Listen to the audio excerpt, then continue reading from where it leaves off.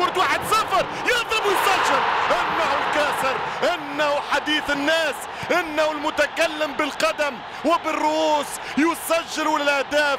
4-5 دقائق كانت كفيلة للزعيم ليؤكد الزعامة. 1 هلال 0 النصر في السيمي فاينل اغلى البطولات كاس الابطال لخادم الحرمين الشريفين. فرحة عشاق الهلال هنا في استاد فهد.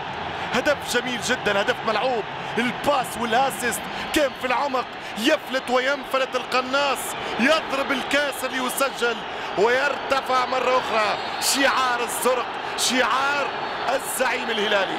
شوف الكرة خطأ كبير، عبدو برناوي يوصل متأخر ويتقدم بكرة ولا أحلى.